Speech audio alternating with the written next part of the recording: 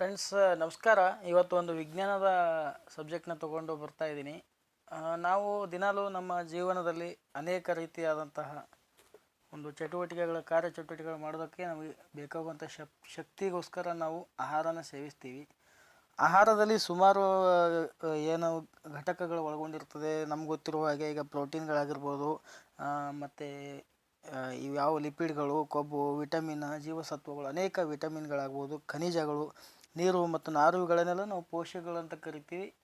So ಇವುಗಳೆಲ್ಲ ನಾವು ದಿನಾಲೂ ಎಷ್ಟು ಪ್ರಮಾಣ ಬೇಕು ಏನು ಅಂತ ನಮ್ಮ ಯಾವುದೇ ಒಂದು ಆಲೋಚನೆಗೆ ಇಲ್ಲದೇ ನಾವು ಊಟ ಮಾಡ್ತಾ ಇರ್ತೀವಿ. ನಮ್ಮ ಪ್ರಕಾರ ನಾವು ಆಹಾರನ ಸೇವಿಸ್ತಾ ಇರ್ತೀವಿ.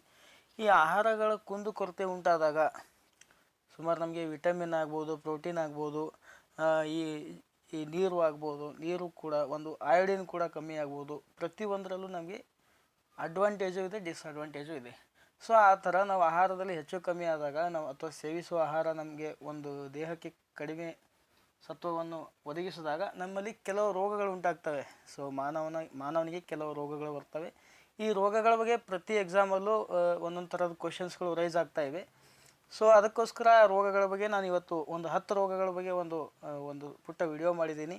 ಅದು ಕೂಡ ನಮ್ಮ 9ನೇ ತರಗತಿಯಲ್ಲಿ ಸ್ಟೇಟ್ ಸಿಲೆಬಸ್ನ 9ನೇ ತರಗತಿಯಲ್ಲಿಯ ಒಂದು 2ನೇ ಅಧ್ಯಾಯದಲ್ಲಿ ಈ ಒಂದು ಸೋರ್ಸ್ ಸಿಗುತ್ತೆ. ದಯವಿಟ್ಟು ನೀವು ಅಲ್ಲಿ ಕೂಡ ಸ್ಟಡಿ ಮಾಡ್ಬೋದು. ಸೊ ಅದೇನು ಅಂತ ನಾವು ಈಗ ನೋಡೋಣ.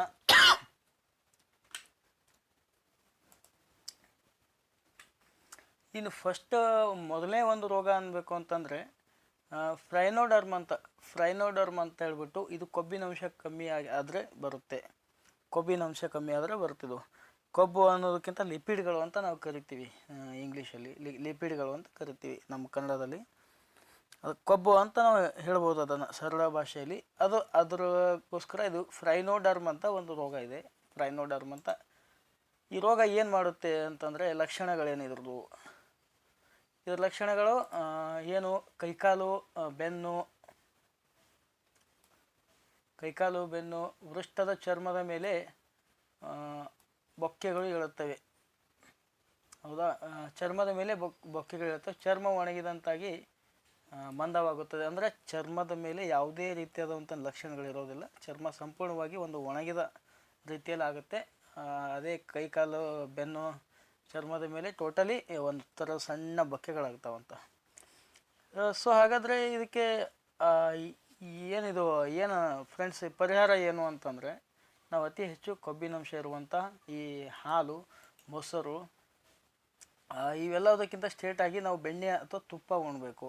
ಬೆಣ್ಣೆ ಅಥವಾ ತುಪ್ಪನ ಜಾಸ್ತಿ ಸೇವಿಸಬೇಕು. ಆಮೇಲೆ ಡೈರೆಕ್ಟ್ ಕೊಬ್ಬು, ಮಾಂಸ, ಮೀನು, ಮೊಟ್ಟೆ ಇಂಥವುಗಳನ್ನು ನಾವು ಊಟ ಮಾಡಬೇಕು. ಇನ್ನು ಅದೇ ರೀತಿ ನೋಡೋದಾದರೆ ಎರಡನೇದೇನಿದೆ, ಕ್ವಾಶಿಯೋರ್ಕರ್ ಅಂತ ಒಂದು ರೋಗ. ಇದು ಮಕ್ಕಳಲ್ಲಿ ಹೊಟ್ಟೆ ದಪ್ಪಗಿರುತ್ತೆ, ಕೈಕಾಲು ಸಣ್ಣಗಿರುತ್ತವೆ. ಇಂಥ ರೋಗಗಳು ಸುಮಾರು ನೋಡಿದ್ದೀವಿ ನಾವು. ಇದಕ್ಕೆ ಕಾರಣ ಪ್ರೋಟೀನ್. ಈ ರೋಗಕ್ಕೆ ಕಾರಣ ಪ್ರೋಟೀನ್ಗಳು ಕಮ್ಮಿ ಆದಾಗ ಈ ರೋಗ ಕಂಡುಬರುತ್ತೆ. ಸಾಮಾನ್ಯವಾಗಿ ಗರ್ಭಾವಸ್ಥೆಯಲ್ಲಿರುವಂಥ ಮಹಿಳೆಯರು ಈ ಪ್ರೋಟೀನ್ ಅಂಶನ ಅವರು ಕಡಿಮೆ ಊಟ ಮಾಡಿದರೆ ಮುಂದೆ ಹುಟ್ಟೋ ಮಗು ಮೇಲೆ ಇದು ಎಫೆಕ್ಟ್ ಆಗುತ್ತೆ. ಕುಂಠಿತ ಬೆಳವಣಿಗೆ, ಇದರ ಲಕ್ಷಣಗಳು ಊದುಕೊಂಡ ಉದರ, ಎಡಿಮ, ಕೈಕಾಲುಗಳು ಸಣ್ಣವಾಗಿರ್ತವೆ, ಮಾಂಸಖಂಡಗಳ ಜೋತು ಬೀಳುವಿಕೆ. ಅಂದರೆ ನಮ್ಮ ಒಂದು ಈಗ ವೃದ್ಧಾಪ್ಯದಲ್ಲಿ ಯಾವ ರೀತಿ ಆಗಿರುತ್ತೆ ಆ ಒಂದು ಅದೇ ಥರದ ಒಂದು ಹೋಲಿಯುವಂಥ ಒಂದು ದೇಹದ ಚರ್ಮ ಅದು ಒಂದು ಮಾಂಸಖಂಡಗಳು ಜೋತು ಬಿದ್ದಿರ್ತವೆ ಮಕ್ಕಳಲ್ಲಿ. ಚರ್ಮ ಮತ್ತು ಕೂದಲು ಉದುರುವುದು, ಆಮೇಲೆ ಚರ್ಮದ ಮೇಲೆ ಯಾವುದೇ ಥರದ ಒಂದು ಲಕ್ಷಣ ಇಲ್ಲದೆ ಇರೋ ಹಾಗಾಗೋದು, ಬುದ್ಧಿಮಾಂದ್ಯತೆ, ಸಾವು ಸಂಭವಿಸಬಹುದು. ಸೊ ನಾವು ಎಚ್ಚರಿಕೆಯಿಂದಿರೋದು ಉತ್ತಮ ಇದ್ರ ಬಗ್ಗೆ. ಇದಕ್ಕೋಸ್ಕರ ನಾವೇನು ಮಾಡಬೇಕು ಅಂದರೆ, ಪ್ರೋಟೀನ್ಗಳು ಹೇರಳವಾಗಿ ಸಿಗೋದು ನಮಗೆ ಧಾನ್ಯಗಳಲ್ಲಿ, ದ್ವಿದಳ ಧಾನ್ಯ, ಏಕದಳ ಧಾನ್ಯ ಆಗಲಿ ಇವುದರಲ್ಲಿ ಸಿಗುತ್ತೆ ಹೇರಳವಾಗಿ ನಮಗದು. ಸೊ ಅಲ್ಲಿ ನಾವು ಇದನ್ನು ತಗೊಳ್ಬೋದು. ಆಮೇಲೆ ನೆಕ್ಸ್ಟ್ ನೋಡೋದಾದರೆ ಮೊಟ್ಟೆಯಲ್ಲೂ ಕೂಡ ನಮ್ಗೆ ಪ್ರೋಟೀನ್ ಸಿಗುತ್ತೆ ಫ್ರೆಂಡ್ಸ್ ಹೇರಳವಾಗಿ, ಅಲ್ಲೂ ಕೂಡ ನೋ ಡೌಟ್ಸ್. ಇನ್ನು ಅದಾದಮೇಲೆ ನಾವು ಮೂರನೇದು ನೋಡೋದಾದರೆ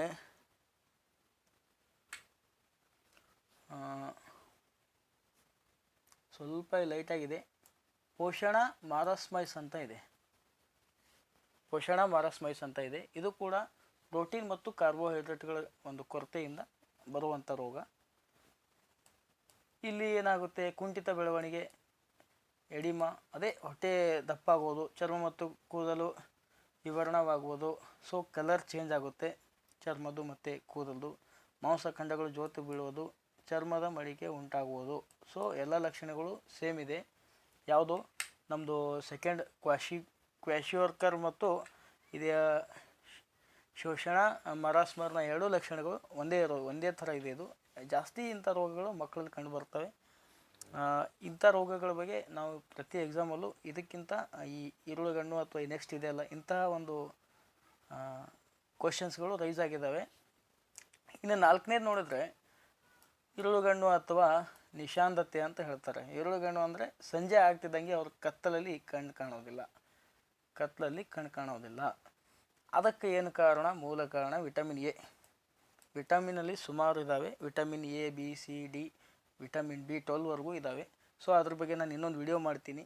ವಿಟಮಿನ್ಗಳು, ಪ್ರೋಟೀನ್ಗಳು ಪ್ರತಿಯೊಂದ್ರ ಬಗ್ಗೆ ನಾನು ಇನ್ನು ಬೇರೆ ವಿಡಿಯೋ ಮಾಡ್ತೀನಿ. ಸದ್ಯಕ್ಕೆ ನಾವು ಈ ರೋಗಗಳ ಬಗ್ಗೆ ನೋಡ್ಕೊಂಡ್ರೆ ಅಷ್ಟು ಸಾಕು. ವಿಟಮಿನ್ ಎ ಮಬ್ಬು ಬೆಳಕಿನಲ್ಲಿ ನೋಡಲು ಅಸಾಧ್ಯವಾಗುವುದು. ಸೊ ಮೇನ್ಲಿ ಹೇಳಿದೆ ನಾನು, ಕತ್ಲಲ್ಲಿ ಕಣ್ಣು ಕಾಣೋದಿಲ್ಲ. ಇರುಳುಗಣ್ಣು ಅಂತ ಅದಕ್ಕೆ ಅಂತಾರೆ. ಕತ್ಲೆ ಆಗ್ತಿದ್ದಂಗೆ ಅವ್ರಿಗೆ ಕಣ್ಣು ಕಾಣಲ್ಲ.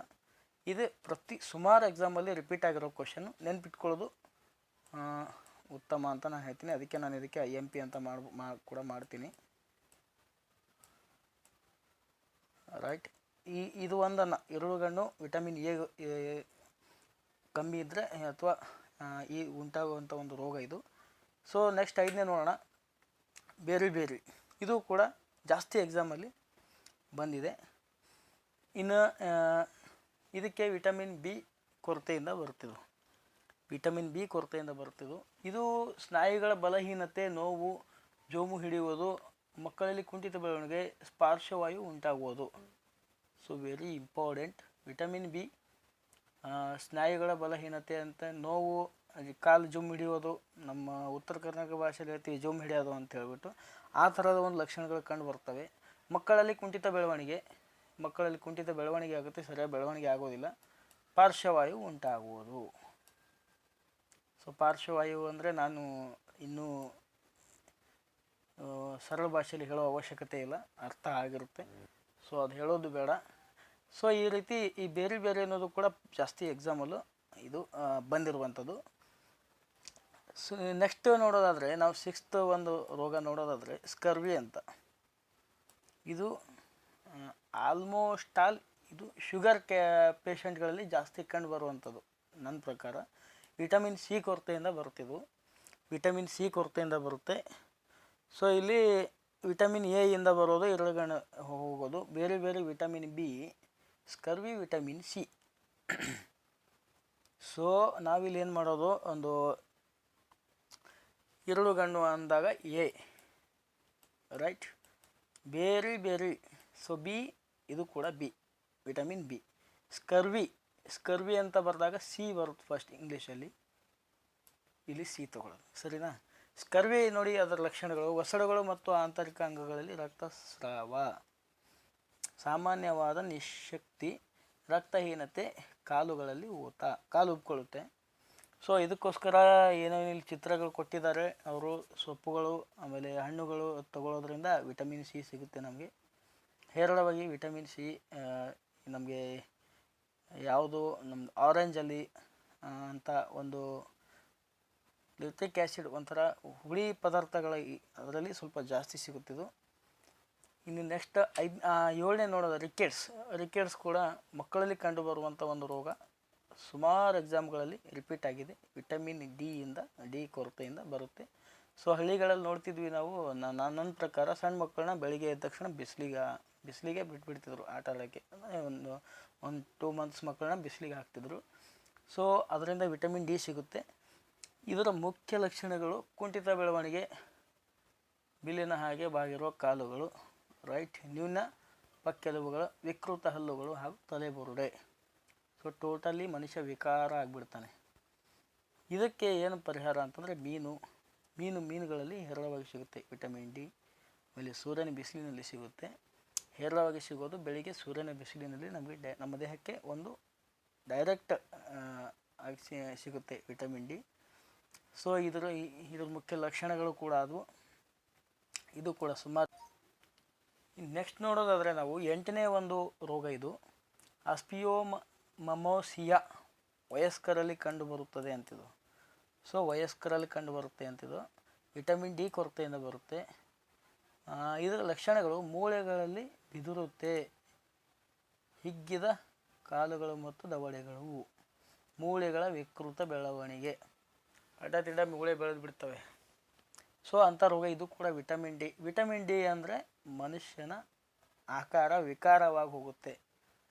ನಾವು ಮೊದಲನೇ ರಿಕೆಟ್ಸಲ್ಲೂ ನೋಡಿದ್ದೀವಿ, ಈಗ ಆಸ್ಟಿಯೋಮಮೋಸಿಯಾದಲ್ಲೂ ನೋಡ್ತಾ ಇದ್ದೀವಿ. ಸೊ ಮನುಷ್ಯನ ಆಕಾರ ವಿಕಾರ ಕೆಟ್ಟದಾಗ ಹೋಗುತ್ತೆ, ಮೂಳೆ ಅಡ್ಡದಿಡ್ಡ ಬೆಳೀತವೆ, ಆಮೇಲೆ ಹೇಳಿದಾರಲ್ಲ ದವಡೆಗಳು ಅಗಲಾಗಿಬಿಡ್ತವೆ, ಮೂಳೆಗಳಲ್ಲಿ ಬಿದುರುತ್ತೆ ಅಂತ ಹೇಳ್ತಾ ಇದ್ದಾರೆ. ಸೊ ಇದ್ರ ಬಗ್ಗೆ ಕೂಡ ನಾವು ಜಾಸ್ತಿ ಗಮನ ಹರಿಸೋದು ಉತ್ತಮ. ಸರಳಗಳಗಂಡ, ಇದು ಉಪ್ಪಿನಿಂದ ಬರುವಂಥ ಒಂದು ರೋಗ. ಅಯೋಡಿನ್ ಅಂದ ತಕ್ಷಣ ಉಪ್ಪಿನಲ್ಲಿ ಹೇರಳವಾಗಿದೆ ಅಂತಲ್ಲ, ಸಂಸ್ಕೃತ ಉಪ್ಪಿನಲ್ಲಿ ಇರುತ್ತದು. ಅದಕ್ಕೆ ಬಿಟ್ಟು ಬೇರೆ ಪದಾರ್ಥಗಳಲ್ಲೂ ಕೂಡ ನಮಗೆ ಸಿಗುತ್ತೆ, ತರಕಾರಿ ಹಣ್ಣಿನಲ್ಲೂ ಕೂಡ ನಮಗೆ ಅಯೋಡಿನ್ ಸಿಗುತ್ತೆ. ಇದು ಥೈರಾಯ್ಡ್ ಗ್ರಂಥಿಯ ಊತದಿಂದ ಗಂಟಲು ವಿಸ್ತೃತಗೊಳ್ಳುತ್ತದೆ. ಥೈರಾಯ್ಡ್, ನಮ್ಮ ಗಂಟಲ ಹತ್ರ ಥೈರಾಯ್ಡ್ ಗ್ರಂಥಿ ಇರುತ್ತಲ್ಲ, ಅದನ್ನು ಇದು ಊದ್ಕೊಳ್ಳೋ ಆ ಥರ ಒಂದು ಇದು ಮಾಡುತ್ತೆ. ಇದರಿಂದ ಅದು ಸ್ವಲ್ಪ ಇದ್ದಾಗ ಓಕೆ, ನೋ ಪ್ರಾಬ್ಲಮ್. ಅದು ಒಂದು ದಿವಸ ನಮ್ಮ ಉಸಿರಾಟನ ಕಂಪ್ಲೀಟಾಗಿ ಸ್ಟಾಪ್ ಮಾಡುವಂಥ ಒಂದು ಗಳಿಗೆ ಕೂಡ ಈ ಥೈರಾಯ್ಡಿಂದ ಬರುತ್ತೆ. ಇದರಿಂದ ಸಾವು ಕೂಡ ಸಂಭವಿಸ್ಬೋದು. ಚಯಾಪಚಯ ಕ್ರಿಯೆಗಳ ಮೇಲೆ ಅಡ್ಡ ಪರಿಣಾಮ ಬೀರ್ತದೆ. ಇದು ಗಂಟ್ಲು ಊದ್ಕೊಳ್ತು ಅಂದರೆ ಕಂಪ್ಲೀಟಾಗಿ ಉಸಿರಾಟ ಬಂದಾಗ್ಬಿಟ್ಟು ಸೊ ಒಂದು ದಿವಸ ಸಾವು ಕೂಡ ಸಂಭವಿಸ್ಬೋದು ಇದರಿಂದ. ಇನ್ನು ಕೊನೆಯದು 10ನೇ ರೋಗ ನೋಡೋದ್ರೆ ರಕ್ತಹೀನತೆ. ರಕ್ತ ಕಡಿಮೆ ಆಯಿತು ಅಂದರೆ ಯಾವುದೇ ಏನು ಕೆಲಸ ಮಾಡಲ್ಲ. B12, ವಿಟಮಿನ್ B12ಇಂದ ಬರುತ್ತದೆ. ರಕ್ತದಲ್ಲಿ ಕೆಂಪು ರಕ್ತ ಕಣಗಳ ಸಂಖ್ಯೆ ಕುಂಠಿತಗೊಳ್ಳುತ್ತದೆ, ಹಿಮೋಗ್ಲೋಬಿನ್ ಪ್ರಮಾಣ ಗಣನೀಯವಾಗಿ ಕಡಿಮೆಯಾಗುತ್ತದೆ. ಸೊ ಹಿಮೋಗ್ಲೋಬಿನ್ ಕಮ್ಮಿ ಆಯ್ತಂದರೆ ರೋಗಗಳು ಅತಿ ಹೆಚ್ಚಾಗುತ್ತೆ. ಹಿಮೋಗ್ಲೋಬಿನ್ ಕಮ್ಮಿ ಆದಂಗೆಲ್ಲ ಟೋಟಲಿ ನಮ್ಮ ಬಾಡಿ ಒಂದು ಇಂಬ್ಯಾಲೆನ್ಸ್ ಆಗಿಬಿಡುತ್ತೆ. ಉಸಿರಾಟ ಕ್ರಿಯೆ ಮಾಡೋಕ್ಕಾಗಲ್ಲ, ರಕ್ತದಲ್ಲಿ ಲೋ ಬಿ ಪಿ ಆಗುತ್ತೆ. ಸೊ ಈ ಥರದೊಂದೊಂದು ರೋಗಗಳು ಮನುಷ್ಯನಿಗೆ ಆವರಿಸ್ಕೊಳ್ತಾ ಹೋಗುತ್ತೆ. ಸೊ ವೆರಿ ಇಂಪಾರ್ಟೆಂಟ್ ಈ 10 ರೋಗಗಳು. ಇದರಲ್ಲಿ ಸರಳಗಳಗಂಡ ಇದು ಒಂದು ಗೊತ್ತಾಗುವಂಥದ್ದು. ಇದರಲ್ಲಿ ನಾವು ರಿಕೆಟ್ಸ್ ನೋಡಬೇಕು, ಆಮೇಲೆ ಆಸ್ಪಿಯೋಮಮೋಸಿಯಾ ಅಂತ ನೋಡಬೇಕು, ಬೇರೆ ಸ್ಕರ್ವಿ, ಈ 5 ನಾವು ಮಾತ್ರ ನೆನಪಿಡಲೇಬೇಕಾಗುತ್ತೆ. ಈ ರೋಗ ಅಂದರೆ ಇದು ವಿಟಮಿನ್ ಎ ಅಂತ ನಾವು ಇಟ್ಕೋಬೋದು, ಬೇರೆ ವಿಟಮಿನ್ ಬಿ ಅಂತ, ಸ್ಕರ್ವಿ ಅಂದರೆ ಸಿ ಅಂತ ನೆನಪಿಟ್ಕೊಳ್ಳಿ, ಆಮೇಲೆ ಅಯೋಡಿನ್. ಸೊ ಇವತ್ತಿನ ನನ್ನ ವಿಡಿಯೋ ಇಷ್ಟಿತ್ತು ಫ್ರೆಂಡ್ಸ್. ಇದ್ರ ಬಗ್ಗೆ ಏನಾದರೂ ಡೌಟ್ಸ್ ಇದ್ದರೆ ನನ್ನ ಕಮೆಂಟ್ ಬಾಕ್ಸಲ್ಲಿ ತಿಳಿಸಿ. ಸೊ ಅದಕ್ಕಿಂತ ಡೈರೆಕ್ಟಾಗಿ ನೀವು 9ನೇ ಕ್ಲಾಸ್ನ ಸ್ಟೇಟ್ ಸಿಲೆಬಸ್ ಅದೇ 12 ನೋಡಿದ್ರೆ ನಿಮಗೆ ಇದ್ರ ಬಗ್ಗೆ ಕಂಪ್ಲೀಟ್ ಮಾಹಿತಿ ಸಿಗುತ್ತೆ. ಹಾಗೆ ನಿಮಗೆ ನನ್ನಲ್ಲಿ ಏನಾದ್ರು ಕುಂದುಕೊರತೆಗಳು ಕಂಡು ನೀವು ನನ್ನ ಯಾವ ಥರ ಇಂಪ್ರೂವ್ ಮಾಡ್ಕೋಬೇಕು ಅಂತ ನಿಮ್ಮ ಅಡ್ವೈಸ್ ಮಾಡೋದಿದ್ರೆ ಅದು ಕೂಡ ಕಮೆಂಟ್ ಬಾಕ್ಸಲ್ಲಿ ಮಾಡಿ. ಸೊ ಇಷ್ಟು ಹೇಳ್ತಾ ನನ್ನ ಈ ವಿಡಿಯೋನ ಮುಗಿಸ್ತಾ ಇದ್ದೀನಿ. ದಯವಿಟ್ಟು ನನಗೆ ಸಪೋರ್ಟ್ ಮಾಡಿ, ಈ ವಿಡಿಯೋನ ಶೇರ್ ಮಾಡಿ, ಹಾಗೆ ನನ್ನ ಚಾನಲ್ಗೆ ಇದುವರೆಗೂ ಸಬ್ಸ್ಕ್ರೈಬ್ ಆಗದೇ ಇದ್ದರೆ ಸಬ್ಸ್ಕ್ರೈಬ್ ಮಾಡಿ ಅಂತ ಹೇಳ್ತೀನಿ. ಕಮೆಂಟ್ ಮಾಡಿ, ಶೇರ್ ಮಾಡಿ, ಲೈಕ್ ಮಾಡಿ. Thank you very much.